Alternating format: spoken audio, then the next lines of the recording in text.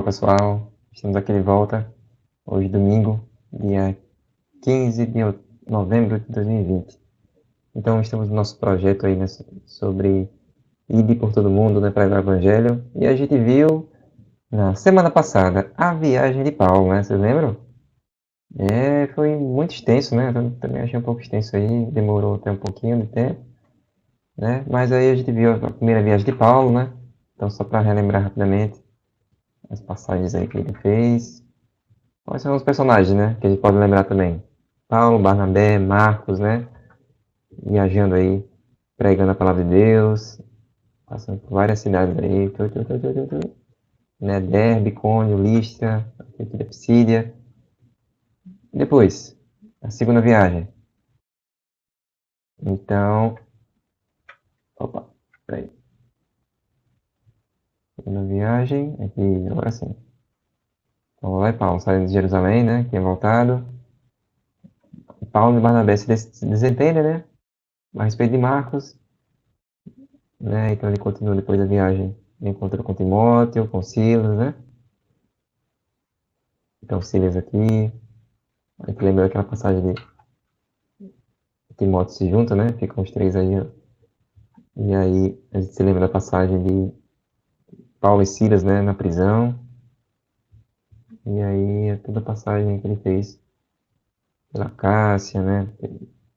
Pela Galácia, passando aí pregando a palavra de Deus em Coríntio, né?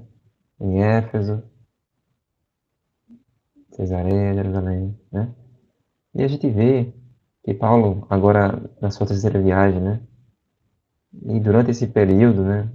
E ainda também no período que ele ficou preso, em vários períodos distintos, Paulo, além de visitar as igrejas, ele escreveu as cartas, né? Ele mandava mensagem, né? Não só mensagem presencial, mas a mensagem por correspondência, digamos, né? Cartas que eram até, também algumas eram circulares, né? E circulavam entre as igrejas. E a gente pode até, vendo o nome dessas cidades, lembrar de algumas delas, né? A cidade de Éfeso, né? A gente lê aí a carta aos Efésios. Tem a cidade de Corinto. Então foram feitas a gente tem um registro aí da primeira e segunda carta aos Coríntios, né? Então, aos Filipos, né? A cidade de Filipos. Então tem a carta aos Filipenses, né? Tessalônica, os Tessalonicenses. Então, certamente temos muito material riquíssimo aí da palavra de Deus, né? Entregue aí também a essas igrejas, né? Não só para essa igreja, mas certamente para todo o povo de Deus, né? Para nossa edificação. Bom, então hoje vamos ver a terceira viagem missionária, né? Então vamos aí nessa terceira viagem e aí, né? Saindo de Jerusalém, vai para Antioquia, né? E aí segue a viagem. Ela certamente é bem rica essa viagem. A Bíblia aí no trecho de Atos que vai do capítulo 18 ao capítulo 21, que narra esse trecho, certamente tem muitas informações aí. A gente vai só se deter em alguns temas específicos, tá? Para entendermos um pouco aí desse panorama geral dessa viagem, que é a terceira viagem missionária de Paulo.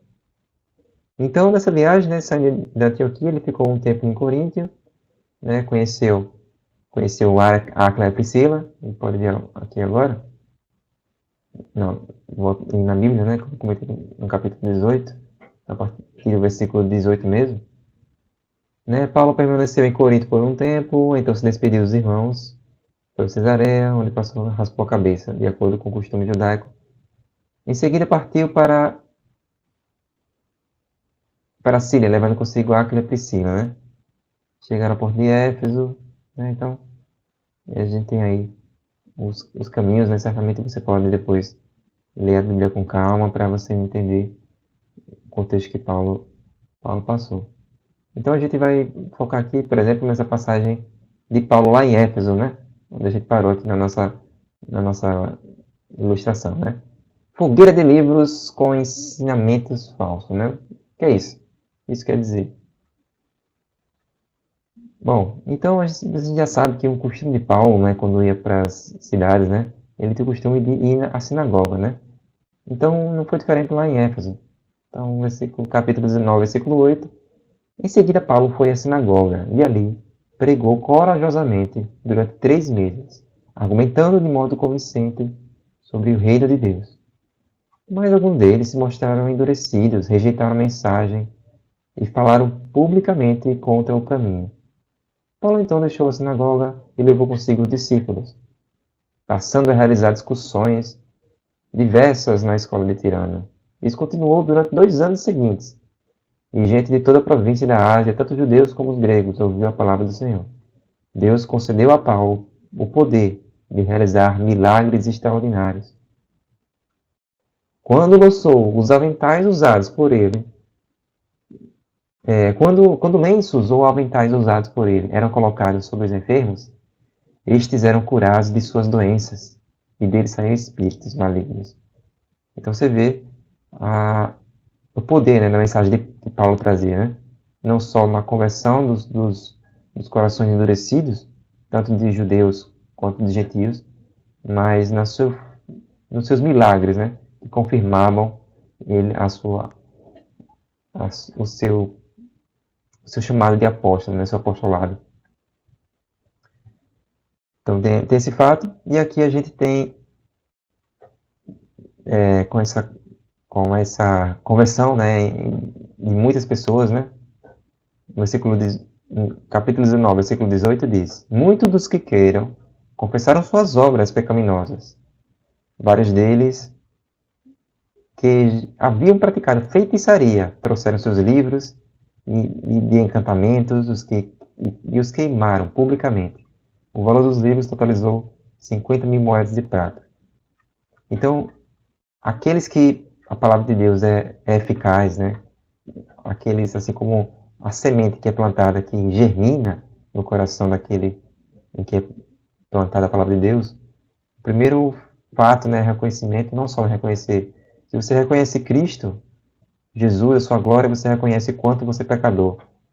Né? Então, você se arrepende dos seus pecados. Né? Então, aqui demonstra esse fato, né? E o que foi que eles fizeram? Ah, eu sou pecador e vou continuar no pecado? Não, eles não vou me livrar, né? Através da ajuda do próprio Deus, de Cristo, do Espírito Santo, eu vou me livrar dos pecados. E ele tem que tomar atitude prática, né? Não é só ficar, vou me livrar, tá certo, um dia vai acontecer e vai ser uma obra do Espírito Santo. Não, ele sabe que fazia feitiçaria, né? Que era contra a palavra do Senhor. O que eu vou fazer com esses livros todos? Não vai servir para nada, e não vou dar para ninguém. Isso aqui é lixo, isso aqui é idolatria, né? É coisa que só afasta do Senhor. Então eles trouxeram os livros e queimaram, né? Aqui fala de 50 mil moedas de prata, não sei exatamente quanto seria em reais hoje, mas certamente era muito valor, mas não importava o valor financeiro, né? Para eles. Aqui demonstrava o compromisso de conversão, né? Mas não foi só isso não que aconteceu lá em Éfeso, hein? O que teve depois? Vamos dar a dica do nosso mapinha aqui. Opa! Oposição dos fabricantes de estátuas de Diana. Então, esse é outro assunto aqui interessante. Né? Claro que toda a Bíblia tem várias informações bastante valiosas, mas podemos separar alguns trechos para nosso destaque hoje. Né? Então, depois disso, né? Já queimaram o livro, o pessoal já ficou vendo. E aí aconteceu uma coisa, né? Aqui, quando as pessoas começaram a se converter, né, para o caminho, né, o caminho de Cristo, as pessoas começaram a se desviar, a não mais continuar nos seus maus caminhos, na sua idolatria, né? E lá em Éfeso, tinha um templo que era a 7ª maravilha do mundo. Pense num lugar bastante visitado, né? Era o point do turismo aí mundial. E lá tinha um templo, né, a uma deusa chamada Diana, né?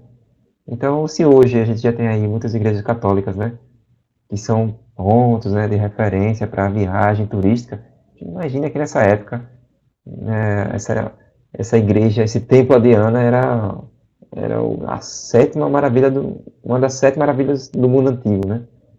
Só que estava acontecendo uma coisa, o pessoal estava caindo, hein?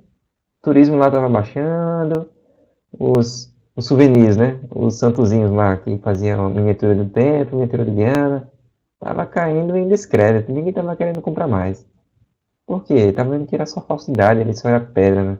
Era tudo, não era nenhum Deus, né? E aí, no versículo 23, por essa época houve um enorme tumulto, né?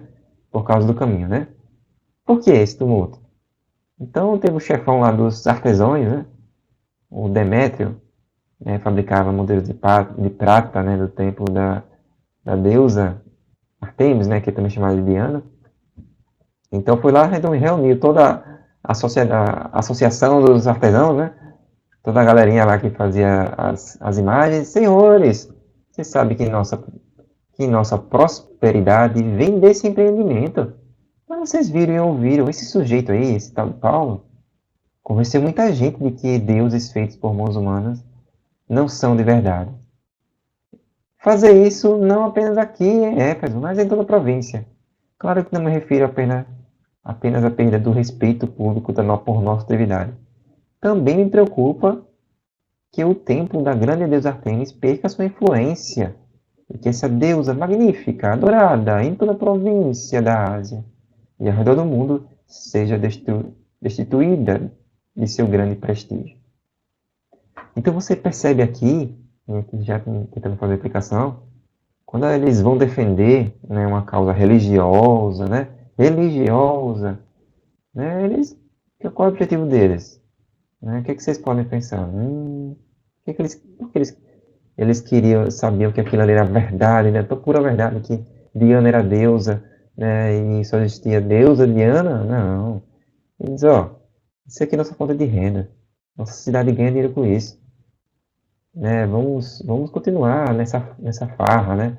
Vamos continuar, esquece esse negócio de Deus aí. Vamos viver nossas vidas aqui, né? E a questão é nosso dinheiro, nosso. Então aqui você vê que eles tinham não só a deusa Diana, né? Mas a deusa dinheiro também estava aí no bolo, né?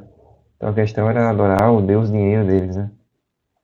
E aí eles fizeram a maior confusão, né? Pra lá e pra cá, uma galzarra, toda a cidade, né? Pensa na cidade, ficou com alvoroçada. E aí, é... hum, mas por fim, né? O escrivão da cidade conseguiu acalmar a multidão e disse: Cidadãos de Éfeso, todos sabem que Éfeso é a guardiã do templo de Artemis, cuja imagem caiu do céu para nós. Portanto, sendo este fato inegável, acalme-se e não façam nada precipitadamente. Vocês trouxeram esses homens aqui, mas eles não roubaram nada do templo, nem disseram coisa alguma contra a nossa deusa. Se Demétrio e seus artífices têm alguma queixa contra eles, os tribunais estão abertos e há oficiais disponíveis para ouvir o caso, que façam acusações formais. Né? Então, corremos. E aí, né? Então, os oficiais lá, os escrivães, conseguiram acalmar os ânimos, né? Mas aqui a gente vê, né? Que a preocupação deles, né? Assim parecido com. Bem semelhante à primeira viagem, né? Vocês lembram de alguma coisa da primeira viagem? Que alguém também não queria que as pessoas não conhecessem a verdade de Cristo, né? A verdade de Jesus. Lembra lá do Bar Jesus, né? O Bar Jesus também, feitiçaria, né? Feiticeiro lá, não queria que o governante conhecesse a verdade, né? Por quê? Não conhecia a verdade, ele ia saber que ele era um falso profeta, ia perder a renda dele, né? Então, você lembra aí do Bar Jesus? Então aqui é basicamente a mesma coisa, né? Então, a idolatria estampada, né? E aqui não só idolatria até física, né? De ter o objeto, ter a imagem lá para ser adorada, vendida e comercializada, né? Você vê o interesse financeiro por trás disso tudo, né? Bom, mas aí a viagem continua. Será que qual foi mais? Vamos lá. Saiu aqui, saiu andando, saiu de barco, foi lá em Filipos, né? Paulo e seus companheiros na região da Macedônia. Vamos ver se a gente tem se eu fiz alguma marcação aqui rapidamente, vamos continuar na Bíblia. Aqui é o próximo da Macedônia. Tá, tá, tá, tá.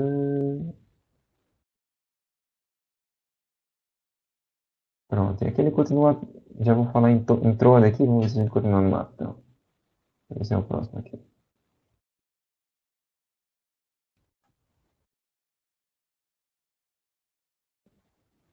Tessalônica, Bereia, Atenas, Coríntios, volta para Bereia, Filipos, vai de barco até Troade. Pronto. Então vamos aqui para Troade, tá? E o Tíquico cai da janela e Paulo ressuscita. Então aqui outro fato interessante, né? Outra passagem bíblica interessante, né? Se vocês, né, cansaram, né, da última aula, pô, a última aula foi grande, né? Demorou um tempão, né? E aqui, o que aconteceu lá na época de Paulo? No primeiro dia da semana, nos reunimos com os irmãos de lá para partir o pão, né? Paulo começou a falar ao povo e, como pretendia embarcar no dia seguinte, continuou até a meia-noite. Pense numa pregação longa, viu? Só que aqui aconteceu um probleminha, né? O discurso de Paulo se deu por horas, né? Certamente todos estavam lá atentos, né? Só que teve um jovem lá, o Eutíquico, que estava sentado, né? Bem no parapeito aí da janela, né? Sentado na janela mesmo, né? Pode dizer que sentado na janela. E ele estava com muito sono, né? Ficou até tarde, lá até meia-noite. Acho que ele dormia cedo, só que ele adormeceu profundamente e caiu da altura de 3 andares e morreu. Esse, que morte estranha, né? Pois é, dormiu, caiu, acordou, né? Deve ter acordado, ah, tô caindo, morreu. Né? Bem no meio da pregação de Paulo lá. Paulo desceu, inclinou sobre o jovem e o abraçou. Não se desesperem, o rapaz está vivo, né? Então todos subiram novamente. Partiram o pão e comeram juntos. Paulo continuou a lhes falar até o amanhecer e depois partiu. Pensa que foi uma pregação longa, hein? Quase, não sei, mais de 10 horas, né? Deve ter 10 horas de pregação contínua, né? E você vê também aqui o poder operando através da vida de Paulo, né? O poder de Cristo, né? Ressuscitando aí o jovem, né? Ele não caiu e se machucou e depois ficou ali se recuperando, né? Ele morreu mesmo. Então, uma palavra que não falha, ele morreu e Paulo, com a chegada de Paulo, ele foi ressuscitado, né? Bom, mas a viagem de Paulo continuou, né? Continuou, foi lá para onde? Foi lá até Mileto. Então, já era a última cidade, né? De lá ele queria finalizar, voltar para a base, né? A base sempre foi a igreja de Jerusalém. Então, opa, tá na hora de voltar para a base. Última parada, né? Mileto. Ele queria dar uma palavrinha com o pessoal de Éfeso, né? Dos presbíteros de Éfeso. Então chama os presbíteros, eles comparecem até Paulo e a gente tem uma mensagem aqui, um registro, uma revelação muito interessante, né? Dessa conversa de Paulo com os presbíteros. O que ele diz? Fiz o trabalho do Senhor humildemente e com muitas lágrimas. Suportei as provações decorrentes das intrigas dos judeus. E jamais deixei de dizer a vocês o que precisavam ouvir, seja publicamente, sejam em seus lares. Anunciei uma única mensagem, tanto para judeus como para gregos. É necessário que se arrependam, se voltem para Deus e tenham fé em nosso Senhor Jesus. Então aqui é interessante, né? Essa mensagem que serve para pastores, né? Para os líderes, mas para todo o povo de Deus, para todo mundo, para as crianças também. Quando fazemos o trabalho do Senhor, temos que fazer com o quê? A gente vê aqui, nesse exemplo de Paulo, né? Fazer humildemente, né? Humildemente e com esforço, né? Não é um trabalho simples, não. É com lágrimas. Você lembra que Paulo foi apedrejado praticamente quase até a morte, né? Prisões, né? Isso aconteceram com muitas lágrimas, né? Então, a carreira proposta por Cristo não é uma carreira simples, né? É tudo mamão com açúcar, né? Não, não. Aqui, Cristo nos chama para um evangelho que é a salvação, mas é um evangelho que chama para carregarmos a nossa cruz, né? Para sofrermos também com Cristo.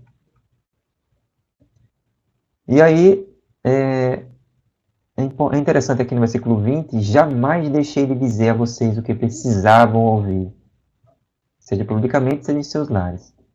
Então, quando formos falar para alguém, com nossos amigos, colegas, né?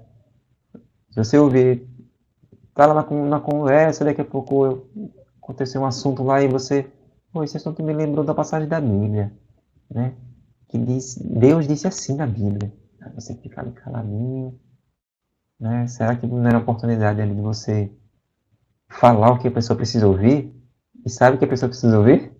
É o que está na Bíblia. Então, se você vê, conhece, né, ou já ouviu, já viu na Bíblia, rapaz, Deus disse assim na Bíblia, né, com o seu coleguinha. Então, preste atenção, né? Aproveite as oportunidades que Deus dá a você para sempre falar o que precisa ouvir, falar o que está na palavra de Deus, ser fiel à palavra de Deus, né? E ele diz a mensagem, né? Qual é a mensagem que Paulo sempre pregava? O que é que ele ia falar? Qual era o recadinho que ele sempre escreveu e sempre foi levar? É necessário que se arrependam, se voltem para Deus e tenham fé em nosso Senhor Jesus. Então, uma mensagem do Evangelho bem concisa, né, e coerente, simples, né? A mensagem do Evangelho é simples, né? Arrependa-se do seu pecado. Primeira coisa, saiba que existe um Deus e que você é pecador contra Ele. Então, se arrependa dos seus pecados. Volte-se para Deus. Tenha fé em nosso Senhor Jesus Cristo, né, que Ele, quem nos salvou, nos regenerou. E aqui ele vem trazer, depois que ele, de tudo isso, né? O que é que ele resume na vida dele, né? Versículo 24. Mas minha vida não vale coisa alguma para mim, a menos que eu a use para completar minha carreira e a missão que me foi confiada pelo Senhor Jesus. Dar testemunho das boas novas da graça de Deus. Que testemunho belíssimo, né? De um cristão que teve suas falhas, né? Seus erros, mas que cumpriu a vontade do Senhor. E quão gratificante é depois de completada essa terceira viagem, né? Já caminhando aí para o fim, para a último trajeto de Paulo, né? Que a gente vai ver na próxima semana, né? Mas a gente vê que alegria é, né? Você poder falar isso, né? Minha vida não vale coisa alguma, né? Como assim? Que alegria falar assim? É um estado de tanta adoração a Deus, tanta dependência do Senhor, né? De você e de entrega, né? Você confia plenamente. Será que a gente, e aqui vem pra gente, será que a gente confia tanto assim em Deus? Ou será que a gente confia só quando as coisas estão bem, né? Ou só quando tá tudo legal? Mas se apertar eu vou dar o meu jeito, né? Não é bem o jeito de Deus aí que às vezes não é 100% que dá certo. Será que é assim? Então aqui seria a confiança plena. Minha vida não vale coisa alguma. Então ele não ficava querendo aceitar Jesus para ter o carro do ano, para ter uma casa linda, para tudo bem, né? Ele, ele entregava toda a sua vida a Jesus, né? E usava para o reino de Deus, a menos que eu use para completar minha carreira, que me foi confiada, né? Por Jesus Cristo, dar testemunho das boas novas da graça. E esse testemunho, né? Não é diferente de nós, né? Regenerados, salvos por Cristo, né? Chamados, temos os chamados, né? Para glorificar a Deus e dar testemunho de boas novas da graça de Deus àqueles a quem nós temos contato, nossos colegas, né? Nosso vizinho, nosso amiguinho, né? A Dona Maria que passa ali passeando com o cachorro. Então somos chamados a pregar o Evangelho, a dar essa boa nova de Cristo para os nossos próximos, né? Para o nosso próximo. Bom, então é assim a gente finaliza a viagem de Paulo, ele chegando, passa mais pela Lícia, né? Tiro, tal, e chega lá em Jerusalém. Que bênção essa viagem, hein? Foi bem longa, né? Foi bem longa, passou em muitos lugares, mas certamente foi bastante edificante para a igreja de Cristo, né? Eles têm esse registro bíblico, essa revelação bíblica que podemos ter na palavra de Deus. Bom, mas aí a viagem continua. A próxima semana tem mais. E vamos então orar, agradecendo esse momento, né, de aprendizado da palavra de Deus. Senhor Deus, obrigado, Pai, pela vida de Paulo, que o Senhor usou, Senhor Deus, para pregar o Teu Evangelho, para proclamar a Tua palavra, Pai. E certamente Assim o Senhor fez, Senhor Deus, para também transmitir a tua Bíblia, a Bíblia, Senhor Deus. Vários trechos da Bíblia foram frutos dessa época, desse período, desse momento que Paulo visitou as igrejas, Pai. Inspirados por Ti, podemos agora conhecer o Teu Evangelho, Pai. Conhecer a Tua graça, Senhor Deus, que pode ser revelada, Senhor Deus. O mistério de Cristo ser exposto, Pai, através das palavras reveladas através do Evangelho, Pai. Ó Deus, e assim também que nossas vidas, Pai, possamos refletir o quanto, Pai, amamos o Senhor. Será que temos dedicado nossa vida inteira? Será que, será que verificamos plenamente, Pai, querer te adorar e te glorificar? Que teu Espírito Santo, Pai, quebrando nossos corações para tão somente te servir, Senhor Deus, proclamar o teu Evangelho e a dar glórias a ti. Possamos ter um domingo de paz debaixo da tua graça. Em nome de Jesus. Amém. Até mais, pessoal. A gente se vê no próximo domingo. Abraço.